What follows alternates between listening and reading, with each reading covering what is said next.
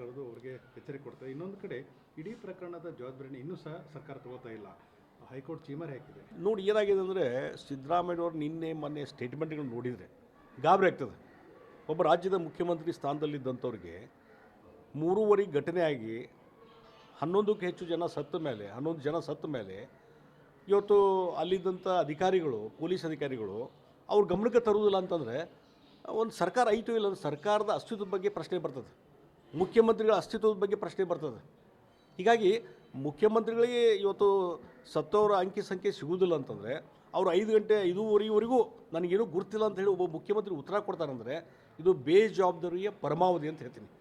ಹೀಗಾಗಿ ಆ ಮುಖ್ಯಮಂತ್ರಿ ಸ್ಥಾನದಲ್ಲಿ ಅವರು 5 ನಿಮಿಷ ಇರಲಿಕ್ಕೂ ಒಂದು ನೈತಿಕತೆ ಇಲ್ಲ.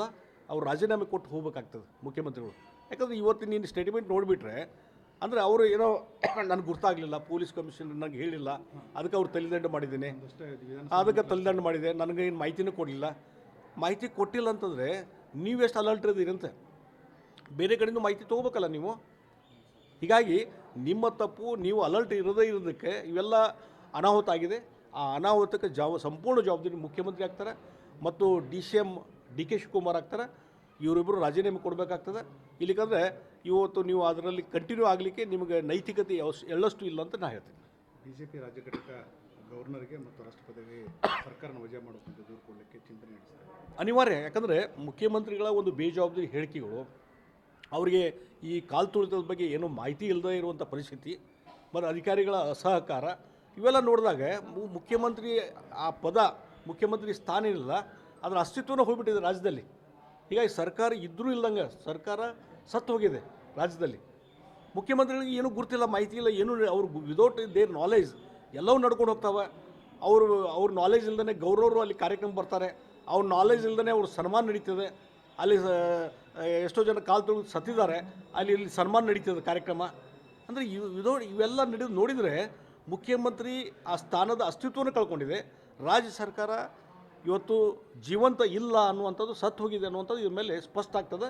ಅದಕ್ಕಾಗಿ ಇವತ್ತು ಮಾನ್ಯ ರಾಜ್ಯಪಾಲರಿಗೆ ಕಂಪ್ಲೇಂಟ್ ಕೊಡುವಂಥ ಕೆಲಸ ಭಾರತೀಯ ಜನತಾ ಪಾರ್ಟಿ ಮಾಡಿದೆ ಮತ್ತು ಸರ್ಕಾರ ವಿಸರ್ಜನೆ ಮಾಡಬೇಕಾಗ್ತದೆ. ಯಾಕೆ ಮುಖ್ಯಮಂತ್ರಿಗಳ ಅಸ್ತಿತ್ವವನ್ನು ಕಳ್ಕೊಂಡ್ಬಿಟ್ಟಿದ್ದಾರೆ.